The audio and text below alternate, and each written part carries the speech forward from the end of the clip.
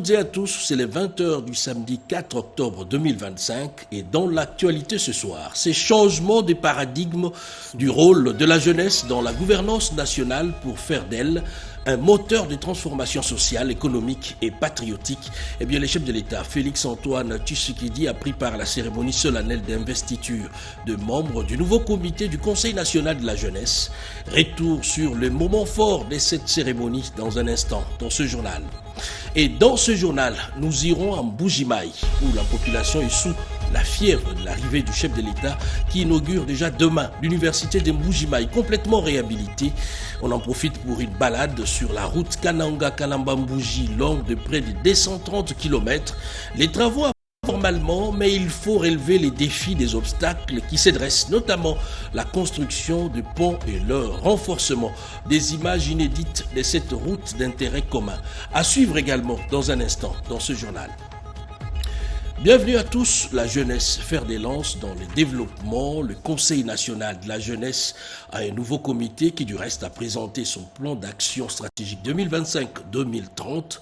Cérémonie qui s'est déroulée en présence du président de la République Félix-Antoine Tshisekedi. Gilles Chitumbaï, bienvenue Kabamba et Précieux Mangozoy ont signé ces reportages. Porter la voix de la jeunesse congolaise et défendre ses intérêts auprès du gouvernement et des décideurs, voilà ce à quoi est appelé le nouveau bureau du Conseil national de la jeunesse congolaise.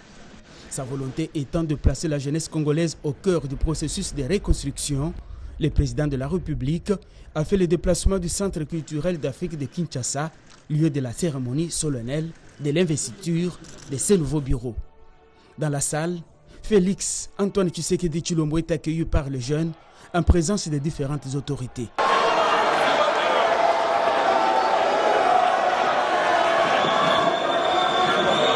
Claude Mbouyi, nouveau président du Conseil national de la jeunesse, a présenté son plan d'action stratégique résumé dans quelques piliers, notamment éducation et citoyenneté, qui consiste à éradiquer les violences et le tribalisme. Il a encouragé le président de la République dans son engagement d'investir dans la jeunesse pour une paix durable. Dans son discours de circonstances, la ministre de la Jeunesse et Éveil patriotique, Grace Emi Coutinho, a témoigné la détermination des jeunes à servir le pays. Prenant la parole, le président de la République a reconnu que la jeunesse congolaise est un capital national non négligeable, tout en demandant au nouveau bureau d'être une école exemplaire.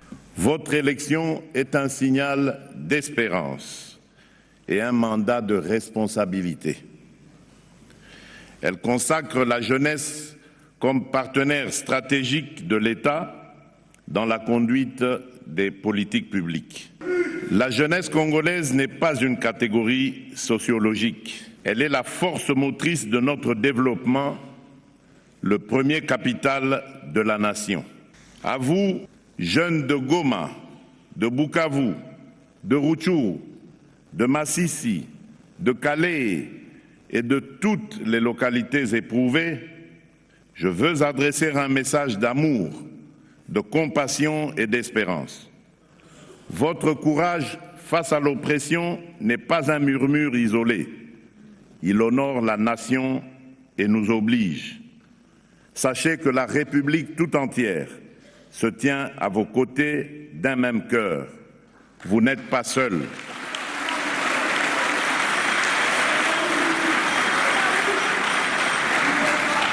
Le prix de la résistance que vous payez est la sève d'un Congo nouveau. Un don de véhicules a été remis au nouveau président du Conseil national de la jeunesse pour la mobilité. Il est à noter que chaque province a été représentée par un membre du Conseil provincial.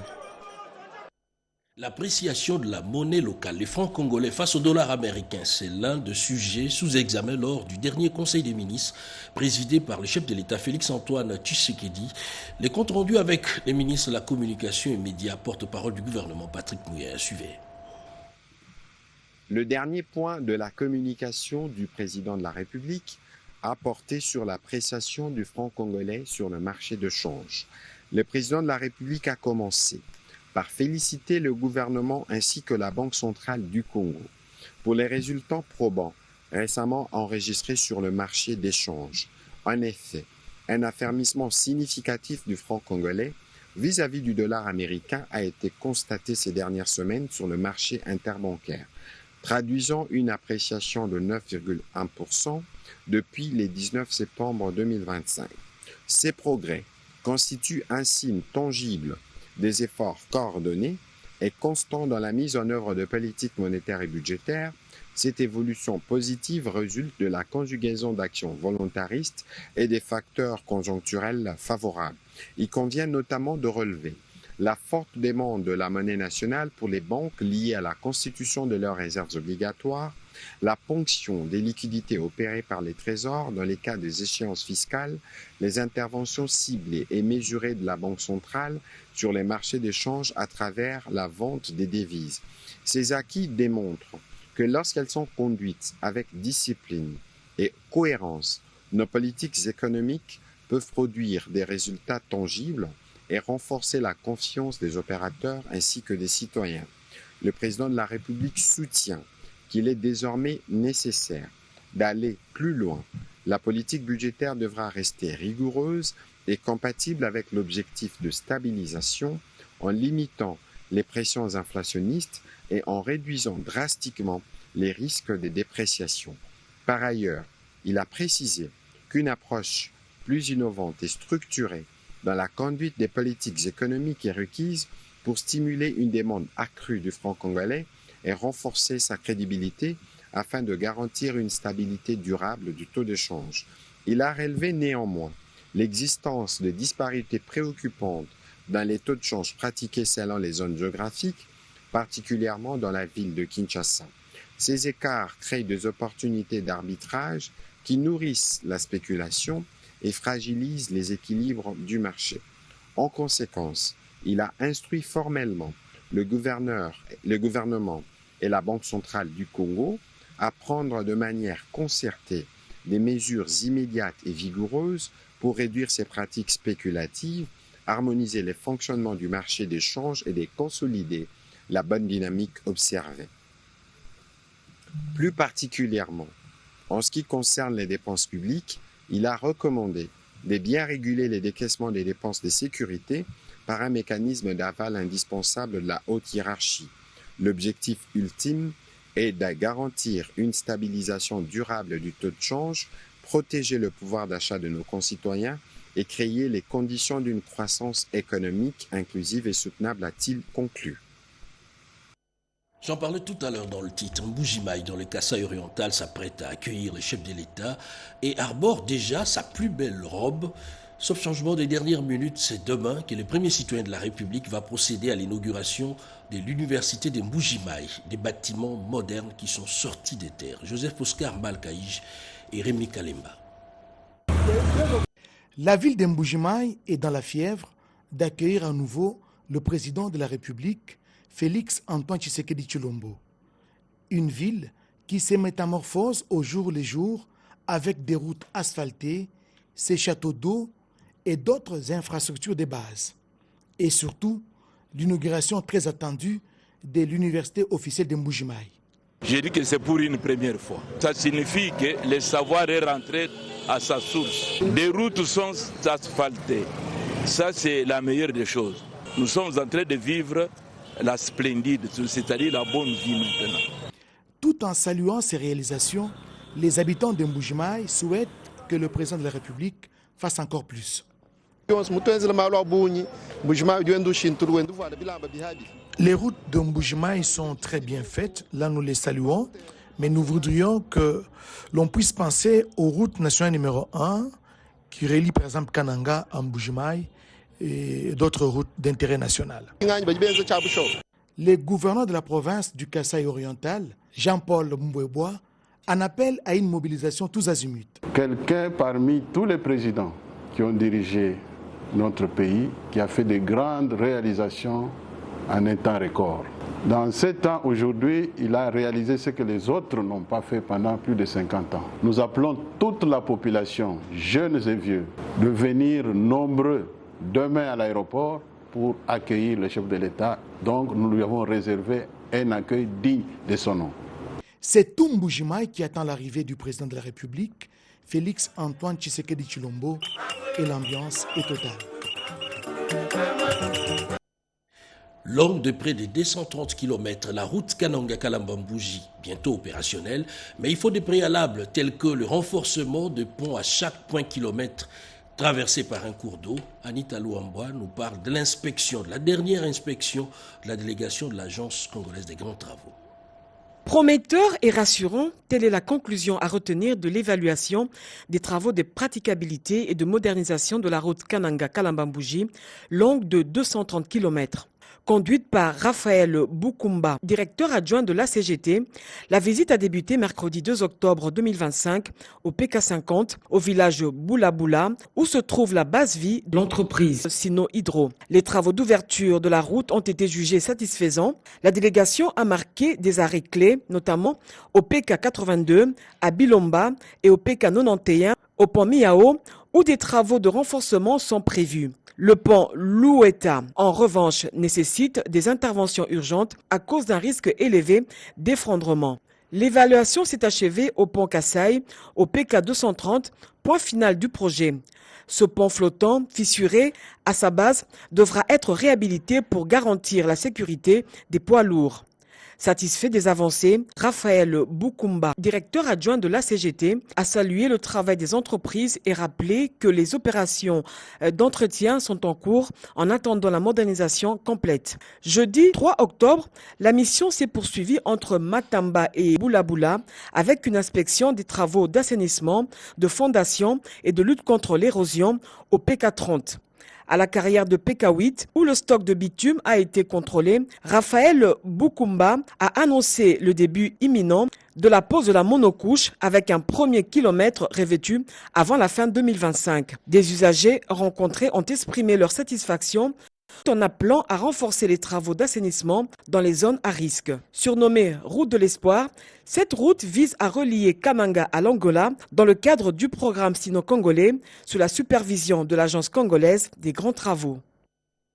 Et nous restons dans le même espace géographique et culturel. 24 km de voirie. La ville de Chikapa répand son réseau urbain et engage en même temps des travaux de lutte anti-érosive. C'est le chef de l'exécutif provincial qui a procédé au lancement de ces travaux. C'est un commentaire signé d'Ichala. Soucieux de la modernisation de la province du Kasaï, le gouverneur de province, Crispin Mukendi Boukassa, vient de procéder samedi au lancement officiel des travaux de la construction et de modernisation de 24 km de voirie urbaine, ainsi que des ouvrages de lutte anti-érosive dans la ville de Chikapa. C'est la société Safrimex qui exécute les travaux pour une durée de 36 mois. Les travaux qui sont lancés ce jour concerne 3 zones de la ville de Chikapa, notamment la commune de Dibumba, de Kélé et de Kanzala, avec ses 18 engins qui sont déjà mobilisés. Safrimex rassure de la bonne qualité du travail tout en sollicitant l'accompagnement de tous. L'autorité provinciale a rendu un vibrant hommage au chef de l'État Félix Antoine Tshisekedi Tshilombo pour son attention soutenue au développement de la province du Kasaï, en remerciant par ailleurs Safrimex pour son aptitude dans l'exécution de ces travaux. Crispin Mukendi Boukassa a invité la population à s'approprier ces travaux peu avant de les lancer officiellement. Le voyage de 1000 km commence par un pas, dit-on. Hier, c'était 15 km avec le projet Tchilé-Gelou qui est en cours d'exécution avec l'entreprise GMC. Aujourd'hui, c'est 24 km qui seront exécutés par Safrimex dans le cadre du projet dont le lancement ces jours. Ému par l'engagement du gouverneur, la population témoigne de sa gratitude envers le chef de l'exécutif provincial. L'un des chefs coutumiers l'a exprimé au nom de toute l'autorité traditionnelle de la province du Kasaï. Et alors, Kinshasa, les Haut-Katanga, les Kasaï orientales et voici les Kasaï centrales qui entrent dans la dynamique du programme Pas une école sans banc porté par les services nationaux. Au total, 3000 bancs ont été remis aux écoles de la ville de Kananga. Images et commentaires.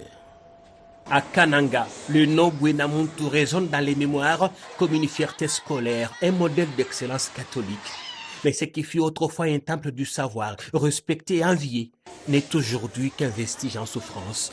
L'image la plus poignante reste celle de ces jeunes filles assises à même les sols poussiéreux, tenant bon face à l'indignité silencieuse. L'école n'a pas assez de moyens pour se faire fabriquer les bancs. Un souffle nouveau s'est levé ce samedi. Sous la bannière du service national, un acte fort a été posé. 3000 bancs ont été remis à 12 écoles de la ville dans le cadre de l'opération nationale des dotations mobilier scolaires. Une cérémonie sobre mais hautement symbolique s'est tenue à l'esplanade de l'Epo Katoka. Chaque établissement a reçu 250 bancs, remis par le lieutenant général Jean-Pierre Kassongo Kabwik sur instruction directe du président de la République. Entre larmes de gratitude et applaudissements nourris, les chefs d'établissement et élèves ont salué ce geste du président Félix-Antoine Tshisekedi. À Kananga, le service national est déjà familier du terrain. Lutte contre la vie chère par la production agricole, stabilisation du prix du maïs, construction d'écoles, les bâtisseurs de la République marquent le territoire par l'action concrète. Le service national, disais-je, n'est pas étranger dans la ville de Kananga, car les bâtisseurs formés à Kanyamaka CC ont construit des écoles dans la ville de Kananga, où les bâtisseurs visibles à Kanyuka, à Mouimba Telecom, à Saint-Martin-de-Porres sont visibles. Le service national a également construit des écoles à l'intérieur de la province du Kasaï central, notamment à Chimbulu dans le territoire de Tibaya, Chichankou dans le territoire d'Endemba et Matamba dans le territoire de Kazumba. Mieux encore, un atelier de fabrication a été installé localement pour permettre la continuité de l'opération. Ce n'est donc pas un geste ponctuel, mais une vision à long terme, celle d'un État stratège, conscient que l'école publique n'est pas un luxe, mais un socle, et que redonner à des élèves un simple banc, c'est aussi leur rendre un peu de dignité, de respect et d'avenir. La proposition de loi portant protection de la femme et autres personnes vulnérables victimes des violences domestiques et discriminations liées au genre, eh bien, cette proposition a été déclarée recevable à la Chambre haute du Parlement. Retour sur cette plénière avec Sandra Nyangui-Suvé. Au cours de ce débat, plusieurs sénateurs ont salué la qualité du travail législatif de Modeste Bahati avant de proposer quelques recommandations pour renforcer certains aspects du texte. La plénière a à l'unanimité voté la recevabilité de ce texte qui a été envoyé à la commission mixte socio-culturelle, genre et enfants PAJ pour un examen approfondi. Cette loi vise à prévenir, dénoncer et protéger les victimes des violences domestiques et de discrimination liées au genre en République démocratique du Congo. Selon son auteur Modeste Bahati Lukwebo, cette proposition de loi vient combler les insuffisances contenues dans le code pénal congolais. Elle a aussi le mérite de créer un cadre juridique spécifique renforcé pour lutter efficacement contre la montée alarmante des violences domestiques et celles liées au genre observées actuellement dans notre pays. Nous avons pensé que ceci cadre avec la volonté du chef de l'État, son excellence Félix-Antoine Tshisekedi Tshilombo, avec la masculinité positive.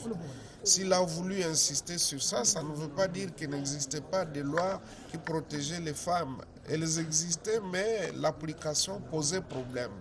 Et donc, nous, cette proposition vient renforcer justement cette vision du chef de l'État, mais également soutenir l'action de Fonarev.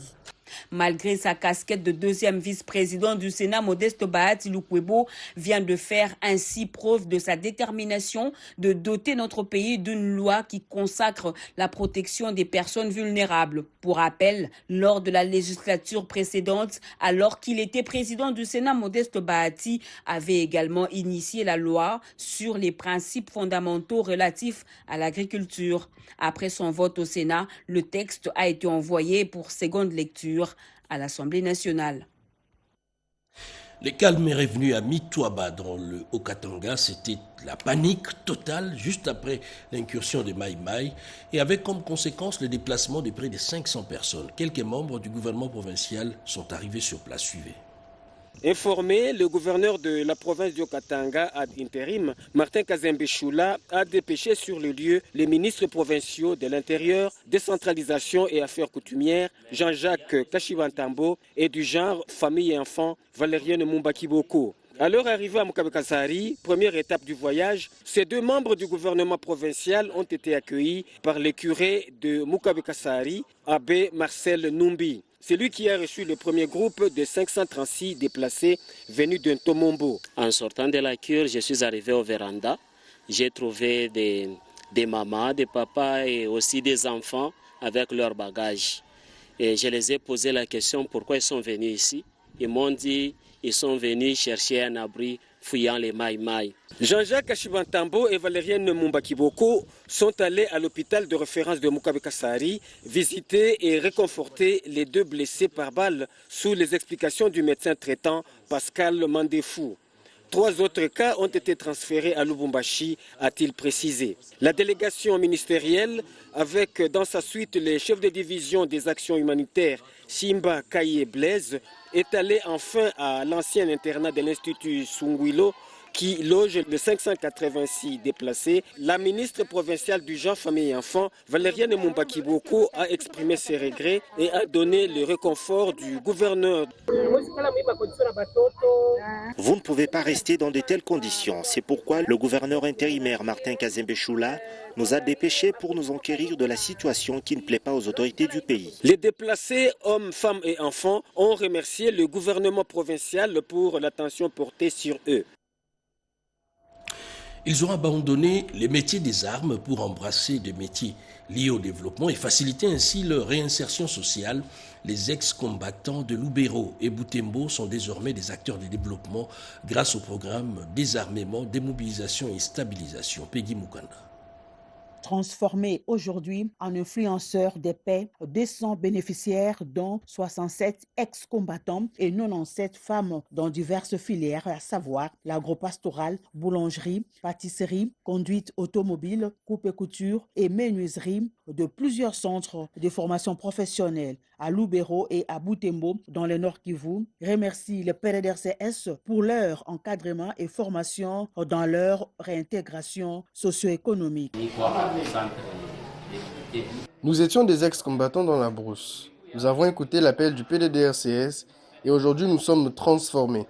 Nous ne pouvons que dire merci et demander aux autres ex-combattants de se rendre à leur tour pour être démobilisés et réintégrés.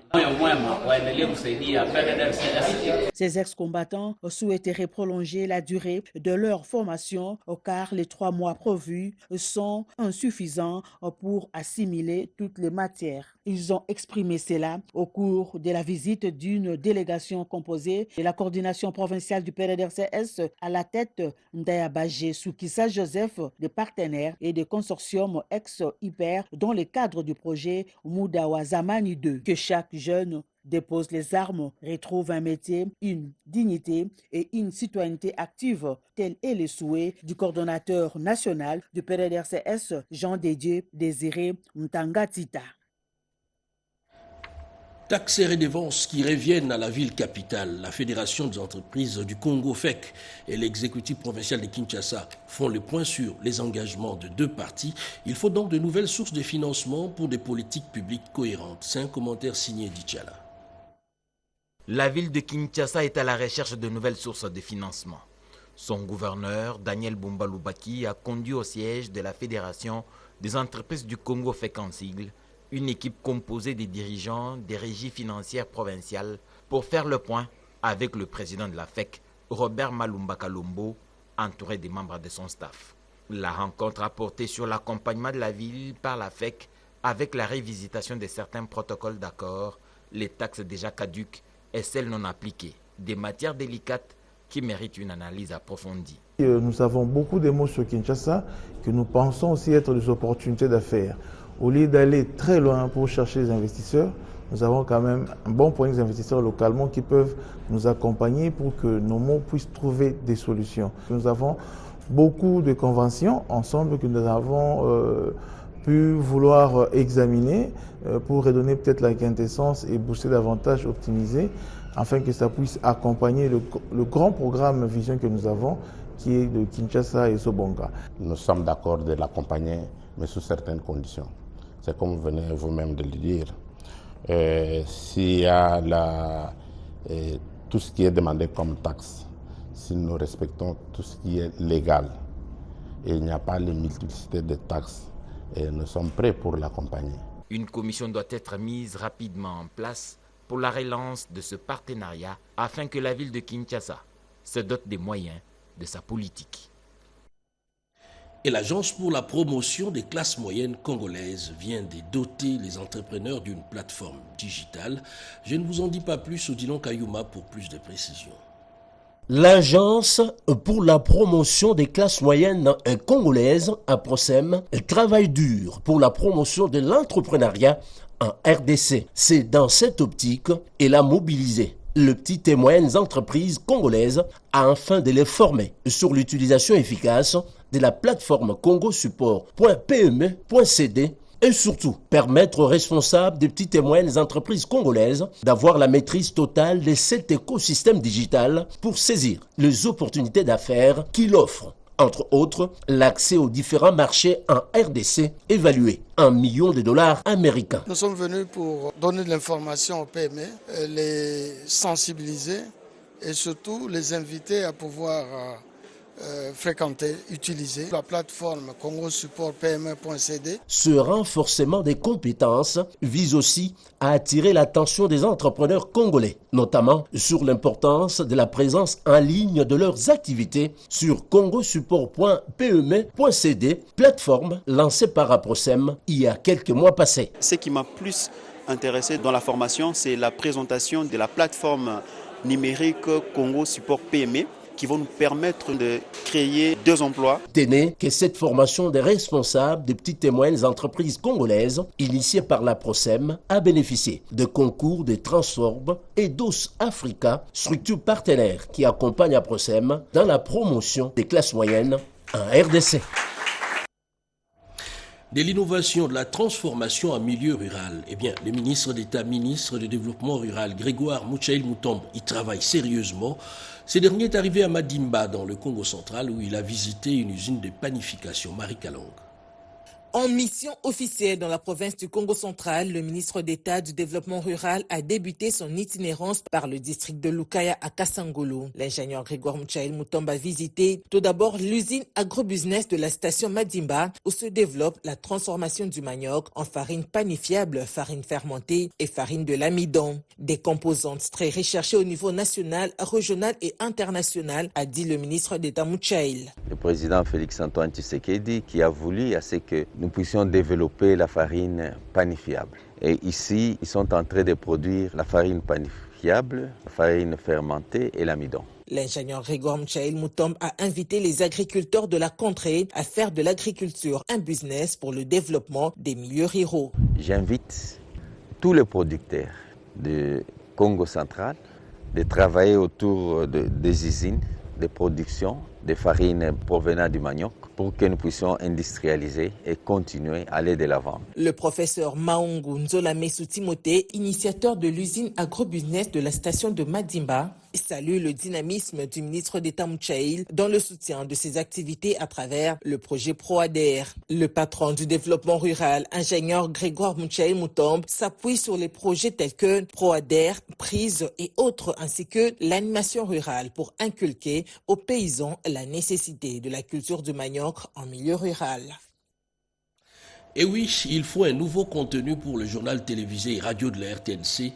Contenu proche du public cible, la direction générale de la RTNC impulse une nouvelle dynamique et la réflexion est menée au niveau de la rédaction française. Edith Chala. Un conseil de rédaction avec une touche particulière. Une interrogation taraude tous les esprits par ici. Pourquoi la primeur de l'information échappe à la télévision nationale? Sylvie Lengue-Nyimbo, directrice générale de la radio-télévision nationale congolaise, a participé à la discussion afin d'élever les grandes options. Comment expliquer que personne ne ferme l'œil ou n'ose pas appeler la RTNC lorsqu'il attend une nomination? Oui, parce que c'est par la RTNC que les nominations sont rendues publiques. Une fois dans ces fonctions, lorsqu'on a des informations publiques en primeur, c'est ailleurs que l'on regarde. Dans les échanges, il ressort clairement que la RTNC est perçue comme ayant l'obligation de ne dire que du bien des officiels, est donc une chasse gardée. Peut-être que le traitement des activités qui se mènent dans différents secteurs est flatteur, en déphasage quelquefois avec le vécu quotidien des populations. Disons mieux qu'il est complaisant. Il faut arrêter. L'engagement d'améliorer davantage le contenu des reportages est pris. Les instructions de la direction générale, animées par ailleurs par une académicienne des sciences de l'information et de la communication, sont d'autant plus claires que de plus en plus, les attachés de presse devront être gardés loin des micros et les faits présentés à la lumière de la réalité. Aucune ligne éditoriale n'est pactise avec la complaisance, encore moins transforme les reporters en daltoniens. Ce sont des débats houleux qui préparent un départ nouveau avec l'accompagnement certain de la tutelle. La nouvelle gouvernance minière, les ministres des Mines y tient sérieusement aussi. Luatum Kabamba est arrivé, lui, à Bunia, en Ituri, pour échanger avec les opérateurs miniers. On en parle dans ses commentaires. Bunia a vibré ce samedi 4 octobre 2025 comme rarement auparavant. Une marée humaine digne des grands jours s'est levée pour accueillir l'un des siens, Luatum Kabamba, ministre national des Mines, porteur du message du président de la République, son Excellence Félix Antoine Tshisekedi Tshilombo, et de la première ministre, Madame Judith Suminwa Tuluka, ramener la gouvernance minière au plus près du peuple sur le terrain. Regardez aux vrais défis que nous avons, notamment l'artisanat minier, qui doit être mieux encadré en leur donnant des zones d'exploitation artisanale viables, mais également en les encadrant correctement et en leur donnant des alternatives également. Pour l'Ituri, cette visite dépasse le protocole. C'est le retour d'un fils du pays venu écouter, dialoguer et agir. Ce que l'opinion va retenir, c'est que je viens sur terrain pour prendre la température, pas seulement pour écouter, observer, mais ensemble trouver des solutions. Parce que je crois que c'est des solutions dont on a besoin. On n'a pas besoin de voir monsieur le ministre des Mines venir se promener ici. On a besoin de voir des solutions concrètes. Et ces solutions concrètes, mais les solutions concrètes, nous allons les trouver ensemble parce qu'il n'y a pas de spectateurs ici. Il n'y a que des acteurs. Aussitôt arrivé, le ministre des Mines a eu un tête-à-tête avec le gouverneur militaire de l'Ituri avant d'entamer un programme dense comprenant notamment la visite des entreprises minières, des échanges avec les opérateurs du secteur, les coopératives artisanales, la société civile et les autorités coutumières. Une mission placée sous le signe de l'écoute, de la concertation et de la responsabilité. Au Centre d'expertise, d'évaluation et de certification de substances minérales précieuses et semi-précieuses, l'heure est à la formation. Le but est de renforcer les capacités du personnel. Nadine Futuka. Le Centre d'expertise, d'évaluation et de certification de substances minérales vient de clôturer ce vendredi 3 octobre 2025 la première session de formation d'une série de plusieurs d'autres. Un véritable motif de fierté pour le directeur général, Freddy Mwamba Kaninku, de saluer l'engagement du chef de l'État, Félix Antoine Tshisekedi Tshilombo, en faveur de la paix, de la solidarité et de la cohésion nationale. Cette session de formation traduit la volonté du conseil d'administration de construire un avenir bâti sur l'excellence, la transparence et l'innovation. Ces compétences ne sont pas de simples outils techniques. Elles constituent les fondations sur lesquelles repose notre ambition de faire du CEC, autorité de certification, une institution moderne, rigoureuse, à la hauteur des standards internationaux. Le président du conseil d'administration, Dave Kalimba Kachama, qui a vite apprécié cette initiative de la direction technique, a aussitôt exprimé sa grande satisfaction. Le conseil d'administration vous encourage à capitaliser sur ces acquis, à les mettre en œuvre avec rigueur et à demeurer des vecteurs de changement au sein de notre institution. Le directeur technique de cette structure de mine, Daniel Ngoimbayo, s'est plutôt apaisanti sur l'engagement du CEC dans l'implémentation des infrastructures de pointe telles le laboratoire d'analyse chimique, le centre des négoces et les projets de l'école de gémologie, de la taillerie de diamants et de pierres de couleur favorables pour l'investissement dans l'expertise humaine de qualité et compétente. Direction Casablanca au Maroc, où le vice-premier ministre de l'économie Daniel Moukoko Samba a pris part au forum Trans-Montana. Au cœur des échanges, bâtir une nouvelle coopération transatlantique et promouvoir en même temps l'intégration mondiale. Redépenda. La République démocratique du Congo est un pays stratégique porteur de solutions aux grands défis mondiaux actuels. C'est en ces termes que le vice-premier ministre de l'économie nationale, Daniel Moukoko Samba, a présenté l'influence de la RDC au forum Trans-Montana pour le 40e anniversaire de ce forum qui réunit des chefs d'État, des ministres, des parlementaires qui se tient à Rabat, au Maroc. La RDC offre des solutions à un grand nombre de problèmes qui se posent dans le monde aujourd'hui. La transition énergétique, les minerais, les ressources minières qui sont indispensables aujourd'hui pour réussir la transition énergétique sont disponibles en grande quantité en République démocratique du Congo. Au regard des défis logistiques auxquels fait face la RDC, Daniel Mukoko-Samba a sollicité l'accompagnement des leaders mondiaux pour développer ces nombreux corridors en vue de mettre en place un moyen de transport efficace au-delà de son ouverture à l'océan Atlantique. Depuis plusieurs années, nous avons mis en place un cadre légal qui est suffisamment attractif. Nous avons un code des investissements qui facilite les investissements directs étrangers. Nous avons également mis en place depuis plusieurs années des lois qui ont libéralisé un certain nombre de secteurs, le secteur des assurances, le secteur de l'électricité. Donc je peux affirmer que le cadre légal nécessaire pour les investissements directs étrangers est disponible en République démocratique du Congo. Profitant de son séjour marocain, le patron de l'économie congolaise s'est rendu à Casablanca où il a eu une séance de travail avec le président du directoire d'Aï Baril Bank, essentiellement centré sur l'entrepreneuriat et l'inclusion financière. Guy Luando au sommet de la science. Les ministres d'État en charge des relations avec les parlements étaient devant un jury composé d'éminents professeurs pour défendre son mémoire. Yvette Makuntima. Ce n'est pas uniquement dans les couloirs du pouvoir que Maître Guy Luando Mboyo fait parler de lui. Le ministre d'État en charge des relations avec le Parlement a démontré qu'il excelle aussi dans l'arène académique. À la faculté de droit de l'université de Kinshasa, il a brillamment défendu son mémoire de fin d'études sur un thème brûlant d'actualité, l'accès aux activités minières et l'amélioration du climat des affaires en République démocratique du Congo. On ne peut pas parler développement, on ne peut pas parler action publique sans moyens. Et donc le secteur minier, c'est un secteur extrêmement important dans le cadre de la mobilisation des recettes publiques de notre pays. Et nous avons donc insisté également pour les mécanismes de financement, d'encadrement, pour que la population locale, auprès de qui ces activités sont exercées, ne se sente pas délaissée. Face à un jury composé d'éminents professeurs, notamment Ntungi Lankama, Bale Kabakole, Kole Gonze, Guy Luando Mboyo, a livré une prestation saluée pour sa clarté, sa maîtrise et la profondeur de son analyse. Verdict, mention, plus grande distinction. Le jury a pris la décision suivante. Le candidat, M. Luando Mboyo Guy, a réussi avec la mention la plus grande distinction.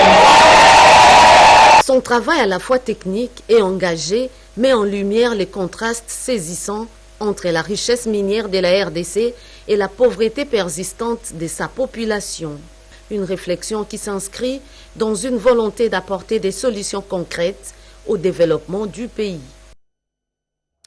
Les opérateurs de produits pérennes et partenaires du secteur agricole ont été sensibilisés sur le respect des dispositions de la campagne agricole 2025-2026. C'était au cours d'une journée scientifique organisée par l'ONAPAC. Marthe Mangaza. Dans le but clair d'inviter les partenaires et les opérateurs de son secteur à l'observance stricte des instructions et des informations à respecter tout au long de la campagne agricole qui s'ouvre, que l'ONAPAC, dans son rôle d'encadrement et de promouvoir des produits agricoles d'exportation tels le café et les cacao, pour ne citer que cela, organise chaque année une journée de sensibilisation. Elle porte essentiellement sur la note circulaire portant organisation de la campagne agricole. La directrice générale de cet établissement public, Mimi Monganumbi, a saisi cette opportunité pour louer les performances réalisées la saison dernière par les agriculteurs d'une part et les efforts conjugués par les brigades formées et mises en place qui ont permis une baisse sensible de fraude de produits agricoles aux frontières d'autre part. Une minute de silence a été observée en hommage aux petits agriculteurs ayant perdu la vie en se rendant à leur champ. Le même hommage s'est aussi adressé à d'autres petits agriculteurs qui, dans le nord et le sud Kivu, ne savent plus se livrer à leurs activités champêtres à cause de l'insécurité. Le président du conseil d'administration de l'ONAPAC, Mouké Moukengeshai, a trouvé des mots justes pour réconforter et stimuler de plein espoir dans les chefs de tous les opérateurs, partenaires ainsi que les agents et cadres de l'ONAPAC.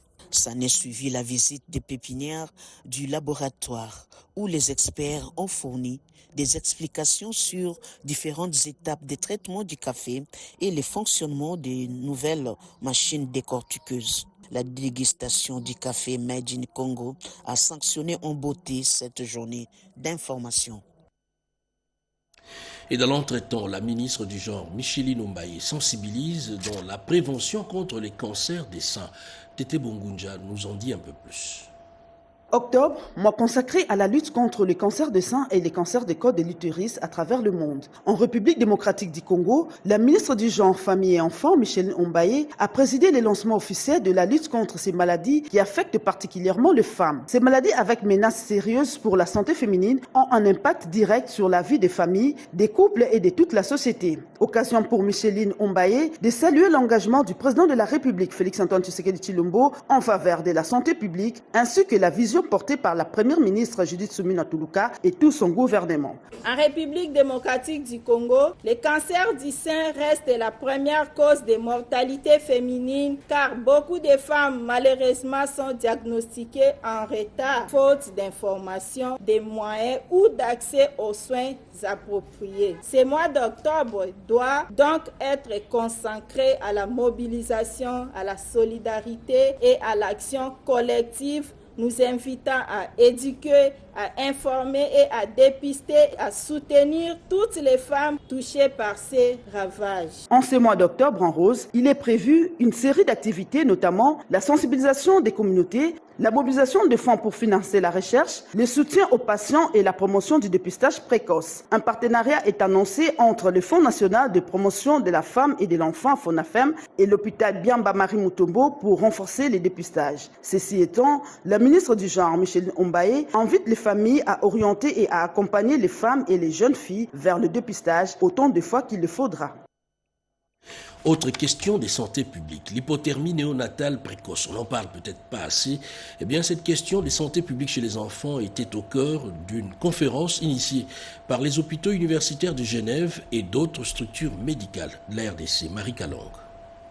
Lutte contre l'hypothermie néonatale précoce, c'est le thème de la conférence sur la thermorégulation néonatale organisée à Kinshasa par le Centre médical Diamant en collaboration avec les hôpitaux universitaires de Genève. Selon le Dr Bertin Kadima, chef de service néonatologie et pédiatre au Centre médical Diamant, les études montrent que l'hypothermie est très incriminée dans la morbidité et mortalité néonatale et constitue un facteur qui influence négativement les signes vitaux du nouveau-né. L'objectif de cette conférence est de monter une structure qui va sensibiliser à la prévention de l'hypothermie afin de réduire ou d'éliminer ce facteur de mauvais pronostic dans l'évaluation du nouveau-né à travers le monde dans les pays à ressources limitées, surtout en République démocratique du Congo. Le spécialiste en pédiatrie, Dr Bertin Kadima, a fait également savoir que la thermorégulation néonatale est la capacité du nouveau-né à maintenir une température corporelle stable idéale entre 36,5 et 37 degrés Celsius, tandis que l'hypothermie néonatale se produit lorsque la température du nouveau-né baisse à 36 degrés Celsius. De son côté, Dr Ricardo, médecin chef de service de néonatologie et soins intensifs pédiatriques des hôpitaux universitaires de Genève, il a souligné qu'il n'est pas nécessaire de laver fréquemment le bébé, surtout avec de l'eau froide, parce que cette pratique expose le nouveau-né aux risques sanitaires. La dite conférence a été clôturée par plusieurs autres interventions, notamment celle du Dr Otis Olela sur la prévention de l'hypothermie néonatale en République démocratique du Congo. De 49 à 65 projets, un pas important a été franchi par ANSER dans l'électrification en milieu rural. 5 ans au service de la campagne, on en parle avec Eric Kabamba. Sur ces images qui défilent les unes après les autres, la réalisation déjà entreprise par l'Agence nationale de l'électrification des services énergétiques en milieu rural et périurbain. En 5 ans d'existence, cette agence a déjà achevé 26 projets sur 65 encore en pleine exécution. Des projets qui affichent un taux d'exécution physique de 53% malgré un taux de décaissement faible, estimé encore à 5%, a dit le directeur général de l'ANSER, Cyprien Moussimar, au cours de cette conférence de presse. Les micro-barrages hydroélectriques d'Mbombo au Kasaï central figurent parmi les projets phares exécutés par l'ANSER. Ces projets déterminants pour l'espace Grand Kasaï est dans une phase avancée jamais atteinte avec toutes les études de faisabilité technique déjà réalisées et achevées à l'image de cette maquette projetée dans la salle. L'ANSER tient à rassurer l'opinion que les études techniques sont quasiment achevées. Et elles ont été réalisées sur fonds propres, ce qui représente une avancée sans précédent dans l'histoire de l'implémentation de ces projets. Mais le niveau d'études qu'on a atteint actuellement est sans précédent. Les coûts de ces projets avoisinent 35 millions de dollars et l'agence n'attend que le financement du gouvernement, estimé à 20 à 30% pour le début des travaux sur le terrain, et ce, pour une durée de 2 ans. Partenariat Chine-RDC dans le secteur éducatif, la Chine cède l'un de ses bâtiments au profit du ministère de l'Éducation. Eugénie Dada-Chabani pour plus de détails. La Chine vient de céder au gouvernement congolais, plus précisément au ministère de l'Éducation, son ancien bâtiment qui abritait son ambassade à Kinshasa. C'est une contribution de la Chine à l'éducation, un secteur capital pour le développement du pays. L'ambassadeur de la Chine en RDC, Zhao Bin, a remis officiellement les clés de ces bâtiments au ministre des Travaux publics et Infrastructures, John Banzalunda. Le ministre qui a réceptionné ces bâtiments a salué cette action qui renforce le partenariat Chine-RDC dans la concrétisation de la vision du chef de l'État qui fait de l'éducation une priorité des priorités de son programme d'action. Son Excellence, Monsieur le Président de la République, chef de l'État, Félix Antoine Tshisekedi Tshilombo, le premier bâtisseur de notre pays, a non seulement une vision pour son pays, mais il est surtout en action pour doter l'administration publique des infrastructures dignes. Le bâtiment que nous venons de recevoir et de donner